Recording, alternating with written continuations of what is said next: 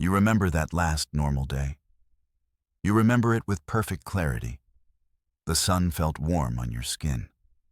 The sky was a deep and endless blue. It was a day for simple plans.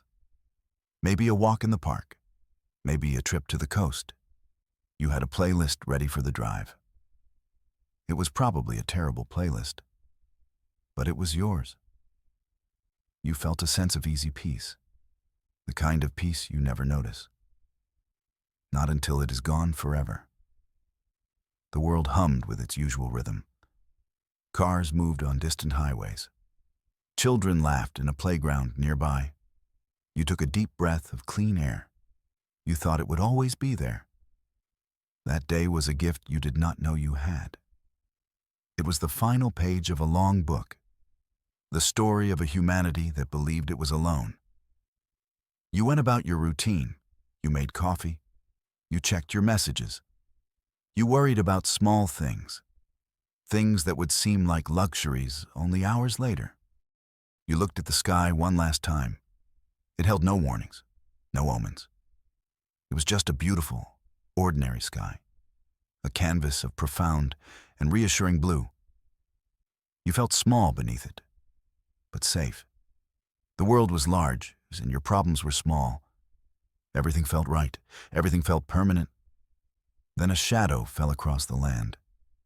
It did not drift in like a storm cloud. It arrived. One moment there was sun. The next, there was a chilling, unnatural twilight. The warmth on your skin vanished. A deep cold replaced it, a cold that had nothing to do with the weather. You looked up from your life. Everyone looked up. The birds had gone silent. The distant hum of the city had died. All you could hear was your own heart.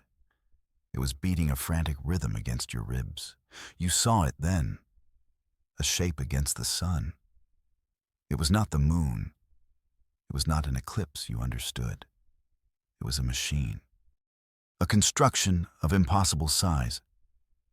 It hung in the upper atmosphere like a new god. It was a wound in the sky, a shard of polished, dark metal. It blotted out the light across entire continents. It had no lights, no engines. It simply hung there in absolute silence, a monument to a power you could not comprehend.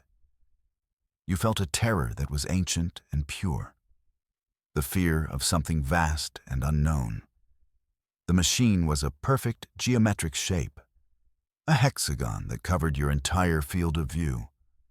Its edges were sharp enough to cut the sky. You knew, in that moment, that the old world was gone, that the last normal day was over. A voice spoke. It was not a sound that traveled through the air.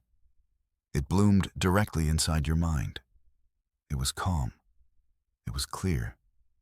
And it was everywhere at once. It spoke in every language simultaneously. 1 billion minds received the same message, a message of terrifying simplicity. The voice was not angry. It was not benevolent. It was simply factual, like a scientist describing an insect. It felt old, older than mountains, older than the seas. It carried the weight of ages. It carried the chilling emptiness of the void between worlds. It was a voice that did not expect a reply. "We have arrived," the voice said in your thoughts. "Your star system contains a resource we require." There was a pause. Not for dramatic effect. It felt more like a computer processing data.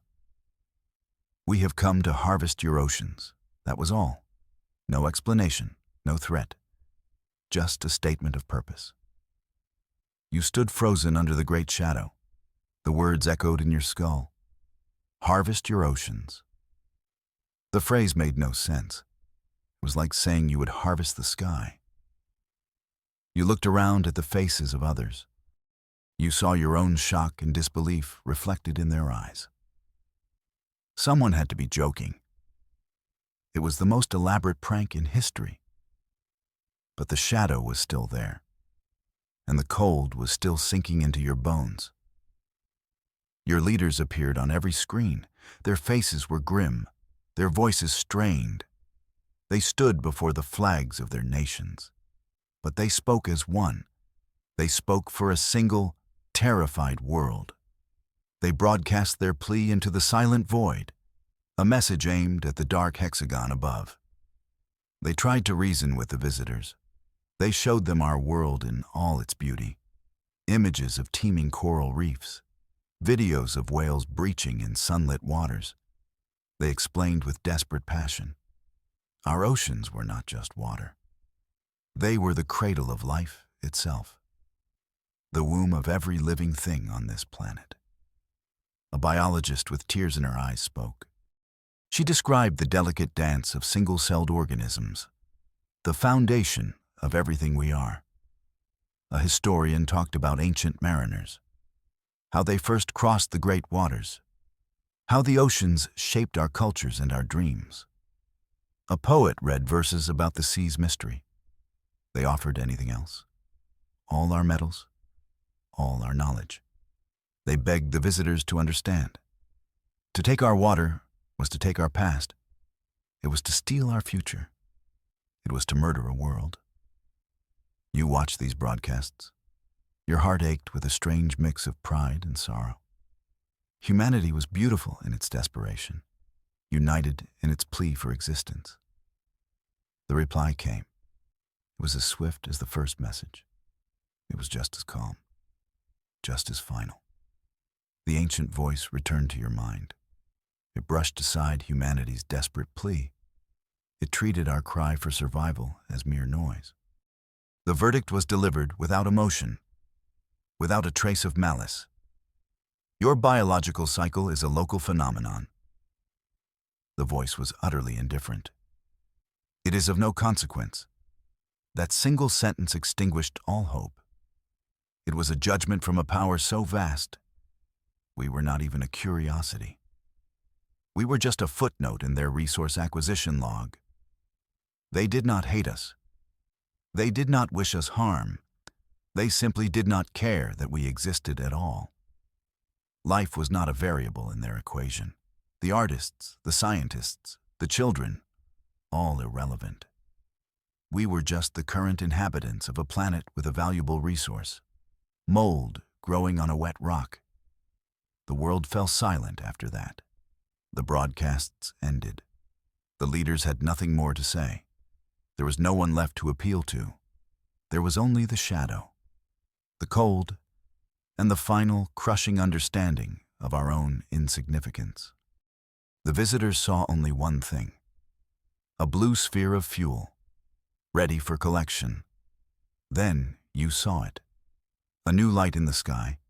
It came from the center of the dark hexagon. It was not a weapon. It was a tool.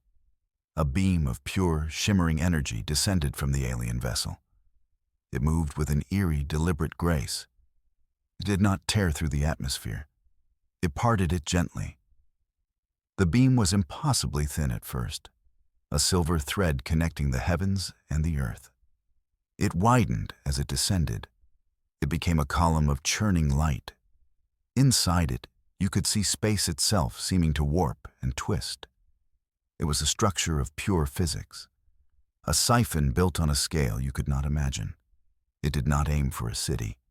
It did not target a military base. Its destination was precise, calculated. It descended toward the deepest part of the world's largest ocean, the Mariana Trench, the heart of the Pacific. It was an act of cosmic engineering. Efficient, unstoppable, cold. You watched it touch the surface of the water. There was no splash, no explosion. The ocean simply yielded. The beam merged with the sea. It was like a needle sinking into skin. For a moment, nothing happened. The world held its breath. Then the water around the beam began to glow. The Pacific began to boil. It started as a shimmer on the horizon, a strange heat haze rising from the sea. Then you saw it on the satellite feeds, a circle of white churning water. It was centered on the alien siphon. It grew wider every second. Hissing steam rose in a column miles high. The water churned with impossible violence. Waves the size of mountains crashed against each other. The very surface of the ocean began to sink. The sea level was dropping, not by inches, by feet. You watched the coasts of continents change in real time. The world's weather broke. All that steam, all that energy, was pumped into the atmosphere. The planet's delicate systems spiraled into chaos. Hurricanes of unbelievable power formed in minutes. They spun out from the boiling Pacific. Torrential rains flooded entire countries. Elsewhere, droughts cracked the earth open. The sky turned a sickly, gray-green color. The planet itself was in a fever. It was fighting a poison it could not understand. You felt the tremors through the ground. The very crust of the earth was groaning in protest. This was not a harvest. It was a violation, an act of violence against the world itself. You were a microbe on a dying host. Then, a spark of hope in the global darkness. It came not from leaders, but from laboratories, from minds working furiously against the clock. Experts had been analyzing the siphon beam. They stared at the energy readings. They ignored the chaos outside their windows. They found something, a flaw, a tiny, almost imperceptible weakness. The alien technology was not just pulling water up. It was creating a stable two-way conduit, a bridge of energy between the ship and the ocean. The flow was regulated. It was designed to be perfectly efficient. And in that perfection lay its vulnerability. It could not handle a sudden, massive power surge from the wrong direction. A plan was forged, a plan of stunning audacity. It was born from pure desperation. Humanity could not fight the ship, but perhaps it could fight the beam. The plan was not to attack from the outside. It was to attack from within, to use the siphon against itself. Your world would have one chance, a single, coordinated counterattack. And you were a part of it. Your mission was activated. The message came to you on a secure channel. A calm voice read out your instructions. Your hands were steady. Your mind was clear. The fear was gone, replaced by a cold, hard purpose. The days of pleading were over. The time for fighting had come. The weapon would not be a missile. It would not be a bomb of human design. The weapon would be the Earth itself. The plan was to weaponize the planet's own internal fires. Deep beneath the ocean floor lie the geothermal vents, cracks in the Earth's crust. They bleed heat from the molten core of the world. For centuries, you had studied them. Now, you would use them. The plan was to connect them, to turn the entire Pacific Ring of Fire into a single, massive cannon. The vents would be the detonators. The target was the immense pressure of the deep ocean. You would trigger a controlled, catastrophic eruption. It would release a column of superheated steam and water, a blast of planetary fury. It would be aimed directly at the base of the siphon. The energy required would be immense, more than humanity had ever harnessed. But the math was sound. If the surge was big enough and timed perfectly, it would overload the alien conduit. It might just shatter their machine. It was a wild gamble, a planetary Hail Mary. If it failed, it would only speed up the harvest. If it worked, it could save the world. You understood your role. You were a single link in a chain that wrapped around the globe, and the chain was about to be pulled taut. You watched it happen, a world unified in shadow. The order went out to every nation, to every power station, to every city grid. Divert all power, shut down everything, send every last watt of electricity to the network on the ocean floor. One by one, the lights of civilization went out. You saw it on the maps. The bright web of human light contracting. Paris went dark. Tokyo went dark. New York went dark. The planet fell into an ancient blackness. It was a sight of profound and somber beauty. Billions of people sitting in the dark together, offering up their light for a single purpose, for a single hope. All that energy, all that power flowed into undersea cables.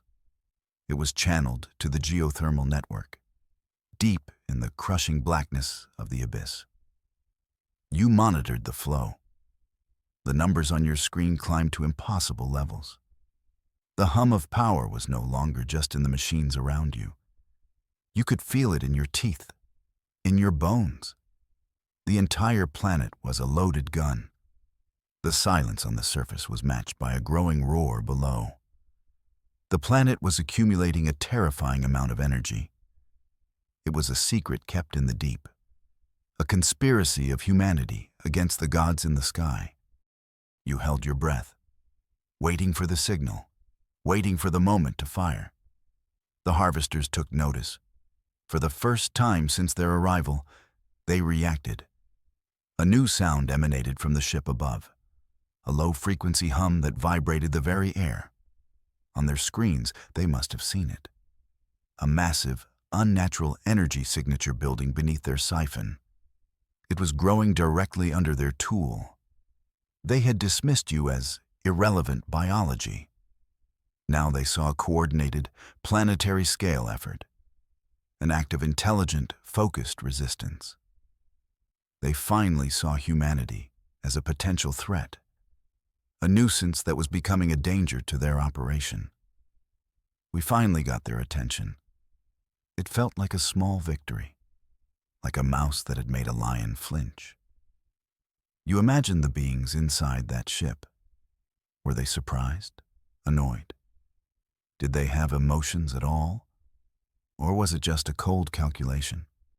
A new variable entered into their plan. The local life forms were fighting back. Their response was logical. It was efficient. It was terrifying. Their indifferent calm was gone. They had a schedule to keep, a quota to fill. This planet was proving more troublesome than anticipated. So they decided to finish the job faster. There would be no more time for insects to build their little traps. It was time to end this. The siphon beam changed. The soft, shimmering light intensified. It became a solid, blinding column. Its diameter doubled, then tripled. The hum from the sky became a deafening roar. The ocean around the beam did not just boil. It erupted. The sea level began to drop at a visible, horrifying rate. You watched the global water level gauge. It was a clock counting down to extinction. Coastlines were retreating by miles per minute. The world's remaining oceans were being drained into the sky. You had only moments left. Moments before the pressure in the deep was gone. Moments before your weapon became useless. The order came. 3 words on your screen. Execute, execute, execute. Your finger hovered over the console. This was it. The single greatest gamble in human history. You took one last look at the numbers. The energy was at its peak. The pressure was unimaginable. You pressed the button. You fired the planet. A shudder ran through the entire world. It was not an earthquake. It was something deeper, more fundamental. On the deep ocean floor, the geothermal vents ignited. All the diverted power of a civilization was released in a single instant. The network of vents fired as one, a ring of fire beneath the waves. The blast was focused inward and upward. It flash-boiled trillions of tons of water. It created a bubble of pressurized steam of impossible power. The ocean itself became the barrel of the gun. The bubble shot upward, a column of the planet's fury. It was aimed at the heart of the siphon beam. The ocean was striking back. It happened in silence, a brilliant flash of light from the deep. Then the column of superheated steam hit the alien conduit. It was not a collision of matter. It was a collision of energies.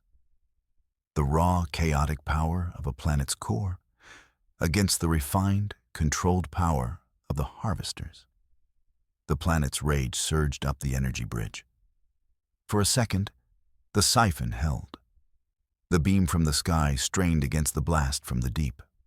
The light wavered. It flickered like a dying candle.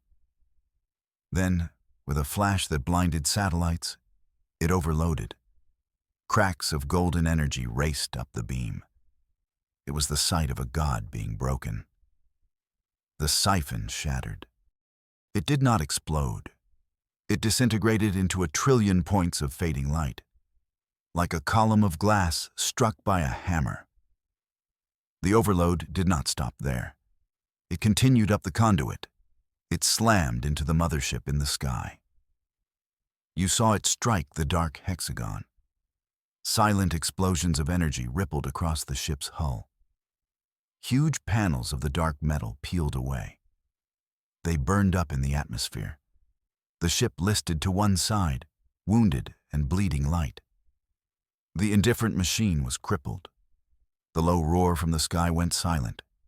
It hung there for a long moment, smoking, broken, a wounded god adrift in the heavens it once commanded. Then, slowly, it began to move. It did not fight. It did not retaliate. It turned its damaged form away from your world. It limped away into the blackness of deep space. It fled. It had come for fuel. It had found a fight it did not want. The great machine retreated, vanishing back into the void from which it came. The shadow passed from the earth. Sunlight, real, warm sunlight, touched your face for the first time in what felt like an eternity. You stood on the shore of a scarred ocean. The water was unnaturally low. The coastline was a raw, new wound on the face of the planet. The sky was filled with strange, churning clouds of steam. You had won. The word felt strange. It did not feel like a celebration. Humanity had faced its first star-born war. We had stared into the face of an indifferent universe. And we had not blinked. We had punched a god in the mouth. And we made it bleed. The world was saved. But it was not the same world. It was a world that knew it was not alone. A world that understood how fragile its existence truly was. The oceans would slowly recover. The weather would calm. The cities would light up again. But the memory would remain. The scar would remain. You looked out at the new horizon. The waves that lapped the shore sounded different, weaker. But they were still there. The ocean was still alive. And so were you. Humanity had won. It had paid a terrible price. But it had earned its place among the stars, not as a resource, but as a voice that would now be heard.